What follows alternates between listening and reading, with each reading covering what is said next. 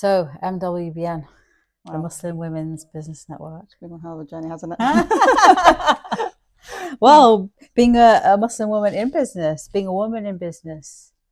Honestly, Zahra, reflecting back from when you started, how would this have changed your journey if you had this? Oh, wouldn't it have been amazing if we had this when we started Yeah. in business? What would it have meant for you, I think practically?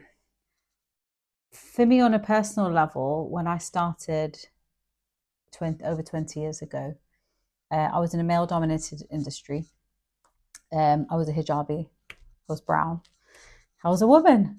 And all these things that I used to think were elements against me were actually, subhanAllah, my niches. They were actually the blessings that Allah had given me. But you don't realize that, You don't realize that until you don't later. realize hindsight is a wonderful thing. But I felt that a lot of my journey, the majority of time in business, I've been alone.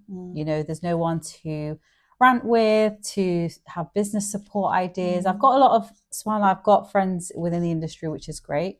A couple that are Muslim, which is really nice. It's been really nice. But if I'd had this back then, I think I'd have been a bit more sane, a bit more grounded, a bit more positive. I think having that accountability and having someone to bounce ideas off and makes a huge difference. Even those, you go through these peaks and troughs in business and in life. And I think if I had people that were there to be my cheerleaders, and it reflects like you're a mirror of that person as well. Definitely. I think we all have those ups and downs, don't we? Where times where you kind of know the vision, you know where you're going, you're motivated, and the times where you just kind of go into self-doubt, self-sabotage, and you just need that space and I think group that just get you. I think that's a really important. To be honest, that's been my kind of journey as well. I think when I first started, for me, I think the coaching, therapy work, psychology, that came so natural for me. But the business side didn't come natural. And it was just a whole different world of trying to navigate networking, navigating, getting clients, being on social media. It was just so, I think, lonely in some ways. And I was lost on what I should be doing. There's so much noise out there of what you should. But then it's when you're in the right space with the right people, it's not so much should, it's what I want to do and what I will be able to thrive through. And that's more real and genuine for me. And I wish I had that, to be honest, from the start, because it made it such a long journey and it didn't need to be. I always say it didn't need to take as long as it did for me. It doesn't need to be as hard and didn't need to cost as much. And I think sometimes we realize that actually the most valuable thing is time. It's not so much money. It's time, and the journey itself is so important to the success of that outcome as well. And if the journey is supported, the journey is empowering, the journey is people who are around you who have been, even if it's a totally different business journey on a different business itself, but we realize we go through very similar things, don't we? And don't you find sometimes when you're working on your own, like you might be self-employed or you might have a limited company or you're the boss of your company, and you might have other people working with you, you might be on your own, but don't you feel sometimes you can get stuck in your own head? Definitely. And then if you have this group of people around you that they just kind of, it's another angle, isn't it? They think outside the box. So they bring different ideas and you think, oh, why didn't I think of that? But you can't because you were so stuck in your own head. Yeah, absolutely. And that's the idea, is that it's a bit like every coach needs a coach, every business person needs another business person to actually kind of, you walk through that journey together. And that's, even Islamically, it's the idea of that ummah, that we grow together as an ummah, as a Muslim women who we share similar struggles, we share similar values, alhamdulillah.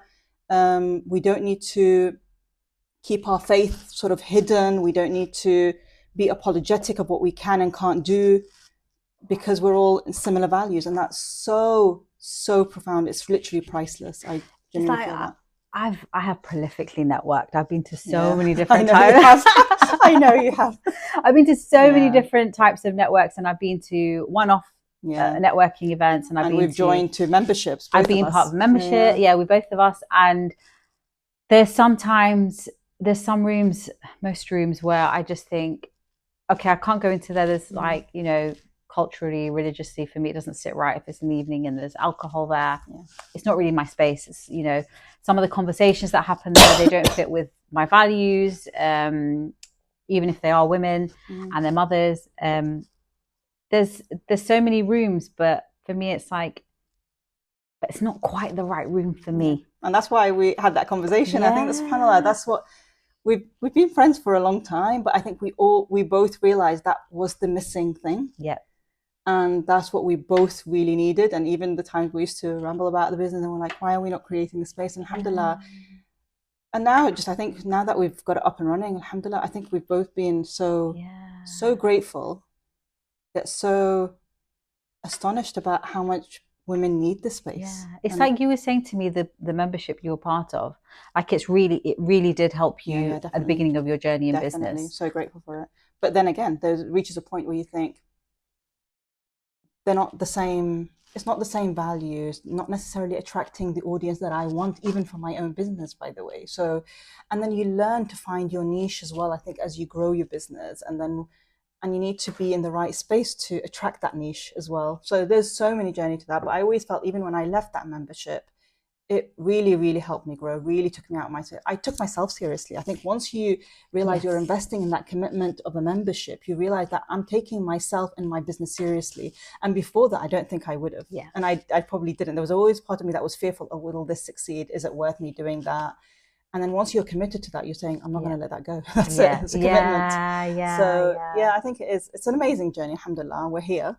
We built it. And also, like with some networking spaces and some rooms, one of the reasons that I felt that I didn't fit in is that as Muslim women, we have certain, I don't want to say obligations, but there's some parts of our life and our routine that we want to balance out. We want to balance work and life and home life out, prayer time and Ramadan, fasting. Yeah, whether you have children or not have children, you're fasting, like we, you know, just kind of zoning out a bit for Ramadan, slowing down a bit. And those kinds of things that I just felt that it just didn't quite fit my jigsaw puzzle. Women as well, we have different energy when we bring, and I think in a world that's still, you know, we're not saying that women should excel in every single aspect. Alhamdulillah, we are growing in that aspect of financial freedom and business success, and it's okay to actually, it's amazing once we begin to appreciate that we do things differently as women, and we are more intuitive, and that's such a superpower that, you know, sometimes I've been around other business people, whether it's men or people of no faith or different faith to me, they tell you have to do it a certain way, and you realize as a woman, I can choose to do it in a different way, and that's equally as successful, if not more. Yes, exactly. So I think it's just trusting that process, and it's difficult to trust the process when you're in the wrong circle. Yes, I think it is really, really challenging. Exactly. And it's when you're in the right circle and people tell you it's okay to do it this way. It's like, oh, really? Is it okay? Am I doing the right thing? And it makes a huge difference. Yeah.